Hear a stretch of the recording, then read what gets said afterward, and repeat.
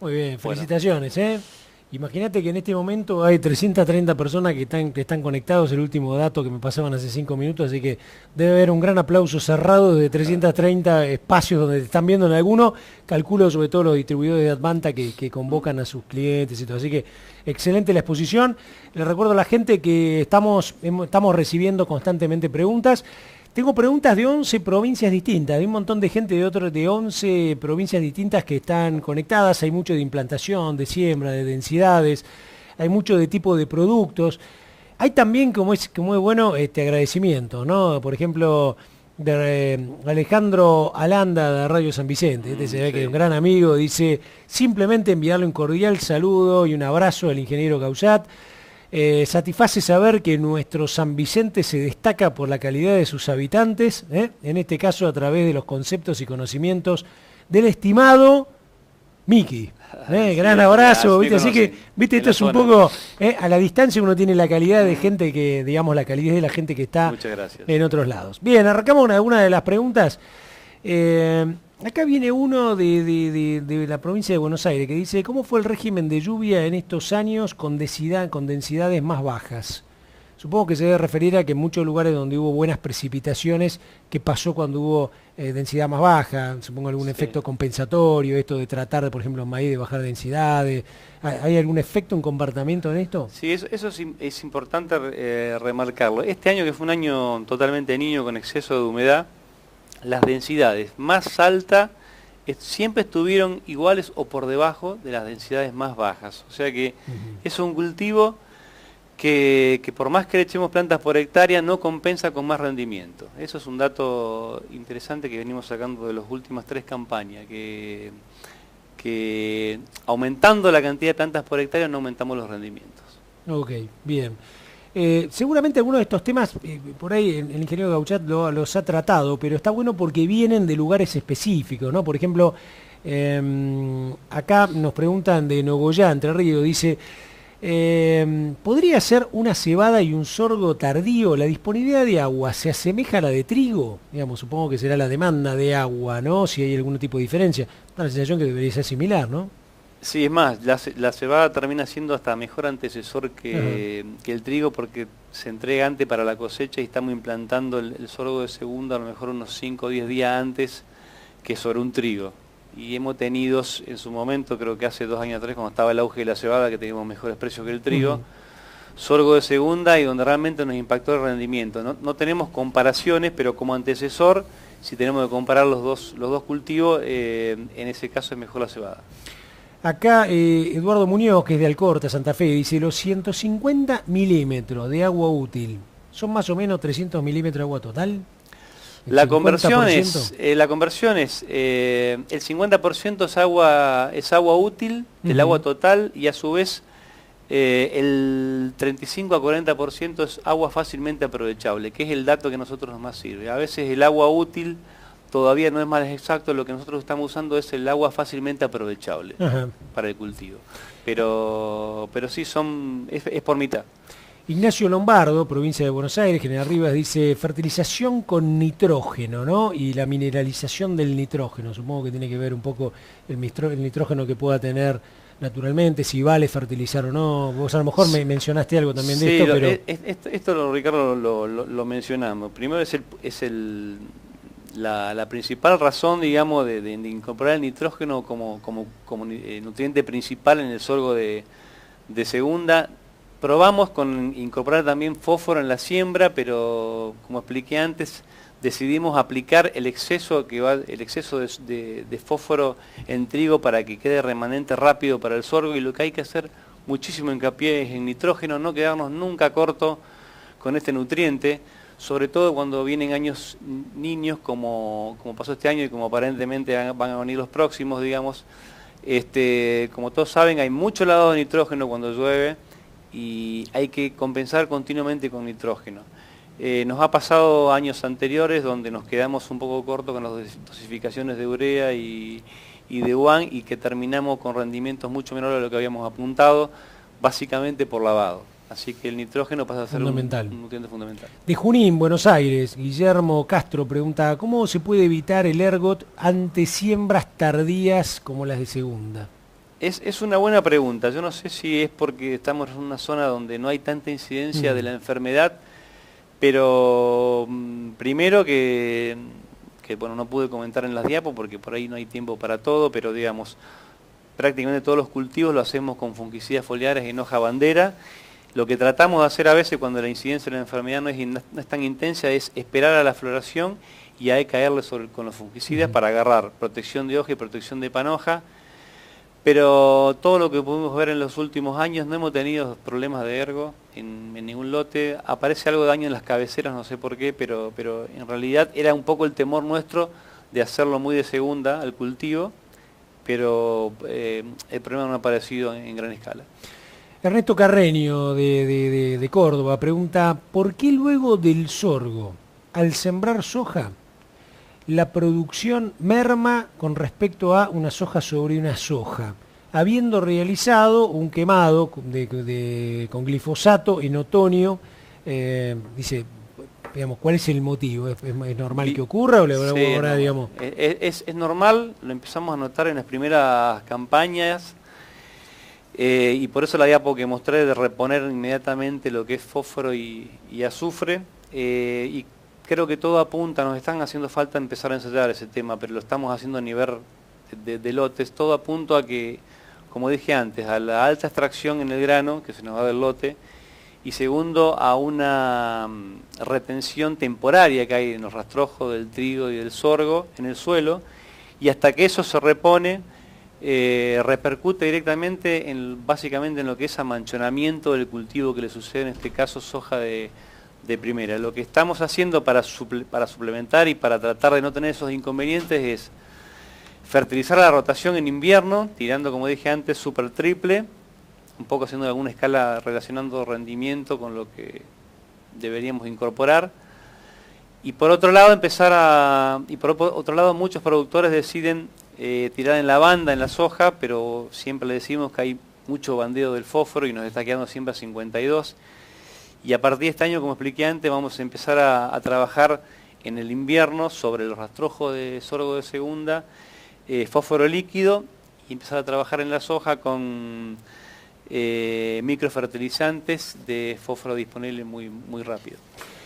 Nos vamos al Chaco, y acá justo Hugo Franco, que es productor y técnico, me pregunta, ¿distancia más apta entre línea para la zona? ¿No? La zona de Chaco, dice Coronel, no lo conozco esto, Grarti, por ahí lo escribió mal. Fecha ideal de siembra, híbrido recomendado para grano y picado. Sí, como le comenté, nosotros en Chaco trabajamos con muy poco sorgo, trabajamos más con maíces, por un problema de distancia a puerto y lo que incide en el flete, pero todo indica que hay que trabajarlo con baja densidad, de cómo se están trabajando los maíces en Santiago y en el Chaco, y los híbridos no te lo puedo recomendar porque no tengo experiencia en esa zona. De los Urgentes Córdoba, Andrés Martín Bertola pregunta, ¿por qué los macollos de sorgo de segunda no llegaron a sacar panoja? Bueno, eso es lo que explicamos, eso es lo que pudimos evaluar este año. El sorgo no macolla y no larga una panoja por macollos, respeta lo que se implantó inicialmente en las plantas, o sea, si hay 10 plantas por metro, hay 10 panojas por metro.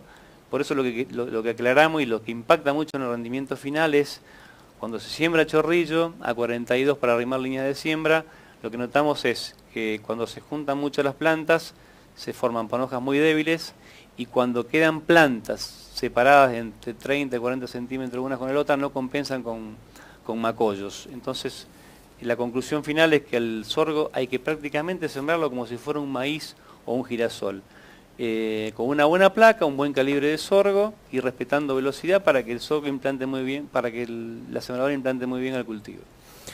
Bien, acá la gente de Wheelwright, Pablo Gutiérrez dice saludos de la gente de Wheelwright Santa Fe, que también está conectada, así que bien. Esto es muy familiar, aparece Alicia. Sí. Alicia dice, quiero felicitar a mi hermano por su disertación y destacar la pasión y el compromiso con su profesión. Un orgullo, ¿no? Así que muy bien. Lucas Ariel Castelleri, que es del Campillo de Córdoba, dice, Muy buena presentación, muy clara. Quería saber si tiene experiencia en el uso de siembra variable de sorgo.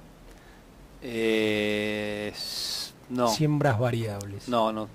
En lo que respecta a esos manejos no lo tenemos. Perfecto. Acá hay otra de Carlos de Simone, que es de Pergamino, pregunta, fechas de siembra en Bolívar, Buenos Aires y coeficientes de logro estimado para conseguir 190.000 plantas por hectárea. No sé lo que es, cómo puede ser la fecha óptima de siembra en Buenos Aires. Yo lo que sí te puedo tirar el dato de Debe nuestra estar zona, mediados que de es, noviembre, diciembre, ¿no? sí, lo que hay que tratar siempre es, independientemente de la fecha, es no llevar la floración y llenado de grano tan muy adelante, muy Claro. cerca a los primeros fríos. O sea, totalmente diferente un poco a lo que se hace con el maíz de segunda. Es tratar de adelantarnos y optimizar la mayor radiación posible de sol y tratar de que cuando se cargó el perfil en los trigos, ahí ya largar con el sorgo de segunda. Leticia Bedaño, quiero agradecer a toda la gente, ¿verdad? Que hay un montón de preguntas, yo trato de ir buscando para seguir un poco la lógica tuya, ¿no? Miguel Ángel, de Laburás, Córdoba, pregunta, ¿qué manejo sugiere para lotes con problemas de salinidad, sodicidad, dice longitud del ciclo, fecha de siembra, densidad de siembra?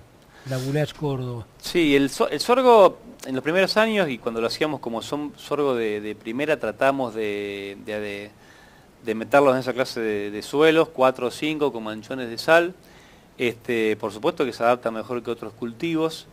Lo único que podemos decir es que el sistema trigo o cebada, que se adapta un poco mejor a lo que es sal, conseguís una mejor cobertura y te retiene la sal por debajo de la superficie. Pero hoy por hoy tampoco es una solución, eso es un problema que hay que tratarlo con otro tipo de manejo, como pueden ser topos para ir eliminando sales del perfil. Encaja bien el sistema, pero no es la solución final tampoco. Tengo que destacar acá y ir poniéndolo porque es interesante, ¿no? Eduardo Rodríguez de Entre Ríos, Nogoyá, dice, muchas gracias por la charla, muy buena, excelente, ¿no? Porque esto hace no solo a Miguel Ángel por su exposición, su experiencia, sino también este esfuerzo que es Hablemos de Sorgo, que ya lleva, digamos, 3 ciclos. Otra de Silvio Pautazo de Rafaela, felicitaciones a Miki por su exposición, desde Rafaela, un fuerte abrazo. Bueno, muchas gracias. Diego Severío de Henderson, Buenos Aires, por eso digo, acá hay gente de todo el país, dice, sí, muy interesante la charla. ¿Recomienda la fertilización con fósforo a la siembra de sorgo? Bueno, vos hablaste algo de eso, ¿no? Sí, pero él está específicamente no, está bueno en para Henderson. volver a repetirlo. El uso del fósforo en el sorgo, lo hablamos antes, nosotros lo reponemos, lo aplicamos inmediatamente en la siembra del trigo, o sea, nos excedemos con fósforo, que es el que va a sacar el trigo, para que quede inmediatamente algo disponible ya en la siembra del sorgo y tratamos de hacer mucho hincapié en el nitrógeno en el sorgo. O sea que metemos el fósforo del sorgo en la siembra del trigo y después hacemos básicamente fertilizaciones nitrogenadas. Bien, ahora voy a leer algunas que tienen que ver con preguntas que llegan, no llegaron, digamos, a la parte esta, sino que llegan por Twitter o llegan por Facebook, porque, digamos, desde el Twitter de Advanta y Agrositio también ha salido. Dice... densidades de siembra para híbridos tipo Advanta 1100 y plantas a lograr a cosecha. Esto vos lo sabés además porque vos sos, digamos, vos tenés una distribución y trabajás con el tema Advanta, así que está bueno para contarle a la gente casos concretos de los productos de Advanta en sorgo, ¿no? Sí, 1100 es un intermedio a corto que está apareciendo estos años. Más allá de que es un precoz o que es un intermedio a corto, hay que seguir respetando la cantidad de plantas por hectárea y no debemos superarnos de las 190.000 plantas por hectárea. Eso es lo que nos está mostrando la experiencia de los últimos años. Bueno, ahora viene una con el Advanta 1200, no sé si tenés experiencia. Sí. Dice, ¿qué pasa con la densidad en ciclos intermedios utilizando Advanta 1200?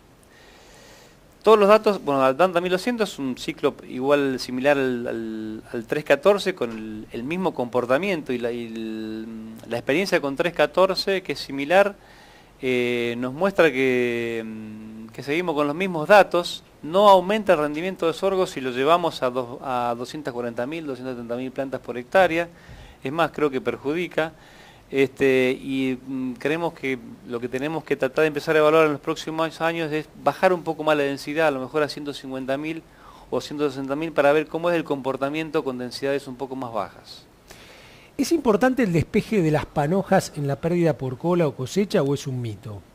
Totalmente. Es un mito. No, totalmente. Totalmente cierto. Es lo más lógico. Es un poco lo que nos hace de seguir trabajando con los materiales de Advanta. Advanta tiene materiales que tienen mucho despeje de panoja sobre la hoja bandera. Otros materiales, que no quiero nombrarlos de otras empresas, prácticamente no tiene despeje, queda la panoja insertada en la hoja bandera. Y sí, por supuesto, para lo que es pérdida de cola es importantísimo. Los materiales de Advanta estás trabajando prácticamente metiendo adentro de la cosechadora solamente panojas. ¿Qué incidencia tiene el pulgón en el cultivo de sorgo y si es importante, digamos, sembrar materiales que tengan tolerancia, ¿no? Y cómo fluye esa tolerancia en los materiales genéticamente? Sí, hasta el momento no tuvimos ningún tipo de problemas. Siempre que el sorgo entra en la etapa final del panojamiento B9, B10, emisión de la flor, siempre aparecen colonias de pulgones. Tratamos en algunos momentos y dejamos algunas franjas sin tratar para ver qué diferencias había. El rendimiento prácticamente no repercute y creemos que no es una de las plagas más importantes del cultivo. Bueno, muy bien, le agradecemos muchísimo al ingeniero Miguel Ángel Gauchat, la realidad que espectacular. Le muestro para que usted vea todo esto, son todas hojas de preguntas que fueron viniendo. Mi trabajo fue simplemente tratar de ver cómo podía congeniar un montón de provincias, un montón de localidades, muchísimos agradecimientos. La realidad que eso es espectacular cuando la experiencia tuya de tantos años y de estar en la zona, como yo le decía al principio, como productor, como técnico. Bien. Esta es nuestra segunda videoconferencia, nuestra segunda charla online. Son 7 y 11 minutos, lo estamos haciendo en directo. Les recuerdo también que todo esto queda grabado, queda en el sitio de Advanta, queda también en Agrositio. Hay un espacio donde usted va a poder ver silaje de sorgo. Una conferencia que, como le digo, tuvo 320 personas y además tuvo 600 videos, por lo menos hasta que yo vi hoy que me pasaron la información. Esto es lo bueno, está en directo, puede participar, no está en directo, lo ve, va a tener la sección con la conferencia del ingeniero Miguel Ángel Gauchat y por el otro lado va a tener todas las preguntas, que está muy bueno porque vienen de distintas partes del país, vienen de distintas experiencias, productores, profesionales. Creo que eso lo hace muy rico, es lo que yo te decía a vos, Miguel Ángel, al principio, ¿no? A veces parece medio solitario cuando uno no ve el público ahí, pero a mí lo que me apasiona de todo esto es que en realidad cuando uno suma 300 y pico de personas que lo están viendo de distintos lugares, y a su vez los que lo van a ver a posteriori, que en este caso de la primera conferencia 600 más, vos decís, mi mensaje llegó en una semana a 1000 chacareros, a 1000 técnicos que lo están viendo. Y sobre todo mucha gente joven también, porque cuando uno tiene ese espíritu docente. Sí. Les recuerdo que son 6 conferencias. Justamente el miércoles que viene a las 18 horas arrancamos con el rol del sorgo en la producción de leche. Y va cerrando así todo el circuito, ¿no? Esta primera parte con el silaje, esta segunda parte con esto que se habla tanto, ¿no? Los maíces de segunda fecha, los sorgos de segunda fecha, esa rotación clásica trigo-soja que hoy pasa a ser, de repente, trigo-sorgo, trigo-maíz, o como lo comentaba Miguel Ángel hace un rato, cebada-sorgo de segunda fecha, ¿no? Espectacular. 6 ciclos, 6 conferencias, hablemos de sorgo, tercer ciclo de la firma Advanta, y la realidad para mí, digamos como agrónomo, un lujo poder aprender de colegas como Miguel Ángel y de todo este ciclo que vamos haciendo. Lo esperamos el miércoles que viene, 18 horas, acá en Hablemos de Sorgo, el ciclo de Advanta.